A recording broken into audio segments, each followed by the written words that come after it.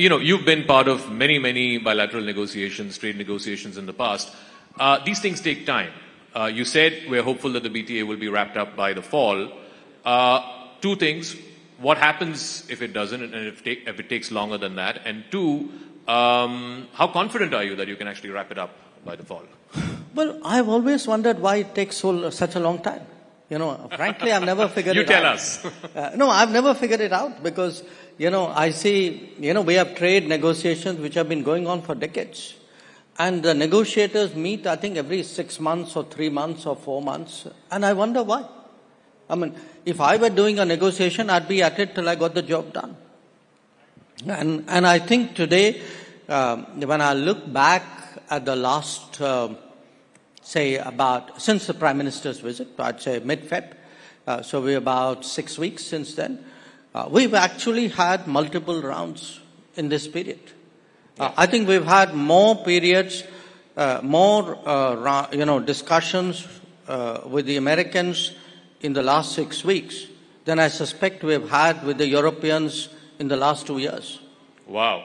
More discussions with the US in the last 6 weeks than what you've had with Europe in 2 years. But you're also sort of accelerating the FTA talks with EU, with UK and so on. Do you think that, this is a 35,000 feet view question, do you reckon that Mr. Trump, by doing what he's doing, is forcing other countries to, start trading more with each other and start, processing these FTAs in a quicker fashion? Look, you are attributing everything in a way to President Trump. Mm-hmm. I understand why.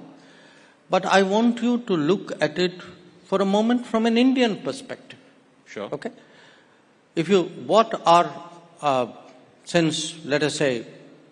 Since the beginning of reform, 1990s, in 30 years, what are your FTA agreements? They're largely to the economies east of India, with the ASEAN, with ASEAN members, with Japan, with Korea, Australia, which is not the same.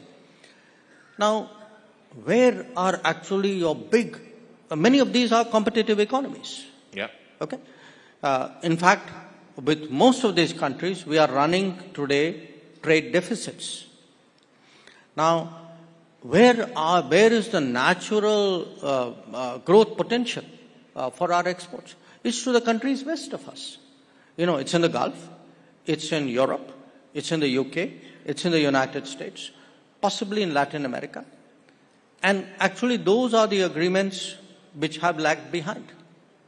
So it's been our endeavor, I can tell you. I mean, from 2014, for example, we've been pressing the Europeans saying, look, can we re-engage, because we had stopped engaging.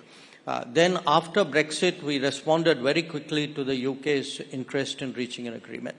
We see an opportunity, in the current situation vis-a-vis the United States. These are, to me, really the priorities which we should be doing. We should be doing it in our own interest, not because some other president of another country says he's created a situation.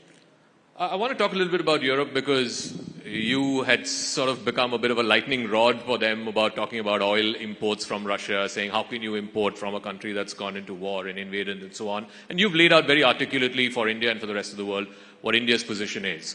Now the same Europeans are scampering for an FTA with India. Do you see a double standard there? Or No. I think you're being unfair to Europe. Yes, you're being unfair to Europe. I think the Europeans were serious about an FTA earlier. It's just we haven't seen that kind of urgency. Maybe their way of working is different. So I can't expect everybody to be the same. So they take, typically they have taken much longer periods between interacting with each other. My point is that, Europe today, I think, realizes the importance of deeper ties with India and the relevance of the FTA for that purpose. We had in the end of February 21 European commissioners led by President von der Leyen visiting India, very unique happening. not just for India, even for them. They don't normally do that. I think there's a very serious message coming out of Europe saying we want to move forward on this. We welcome it, we reciprocate it, and I'm pretty confident that just as we are seeing a very intense engagement with the United States, and by the way with the UK as well, I expect the pace to pick up with Europe. We have an aspirational goal. We'd like to close out the FTA this year. But, when we get there, we'll see.